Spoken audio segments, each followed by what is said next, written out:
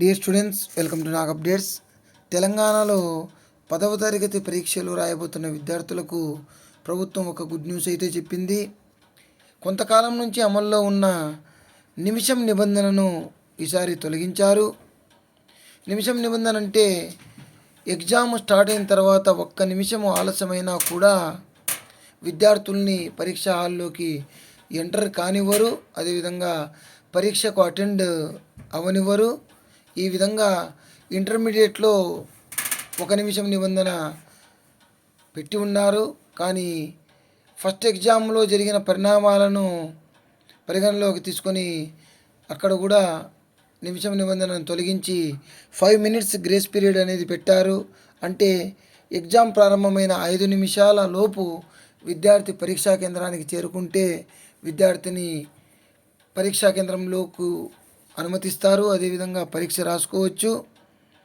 So ఈ విధంగా చేయడము విద్యార్థులకు మంచిదే. ఎందుకంటే ఈ నిమిషం నిబంధన కారణంగా విద్యార్థులు మనస్తాపంతో ఆత్మహత్యలు చేసుకుంటున్నారు అనే ఉద్దేశంతో ఈ విధంగా మార్పు చేశారు. అదేవిధంగా తెలంగాణలో మార్చి 18వ తేదీ నుంచి ఏప్రిల్ 2వ తేదీ వరకు మనకు 10th క్లాస్ ఎగ్జామ్స్ జరగనున్నాయి. ఇప్పటికే హాల్ టికెట్లను వెబ్సైట్లో అందుబాటులో ఉంచారు. ఈసారి పరీక్షలకు దాదాపుగా 5.08 lakhs స్టూడెంట్స్ హాజరవుతున్నారు. అదేవిధంగా పరీక్షల నిర్వహణ కోసము రాష్ట్ర వ్యాప్తంగా 2676 ఎగ్జామ్ సెంటర్లను ఏర్పాటు చేశారు.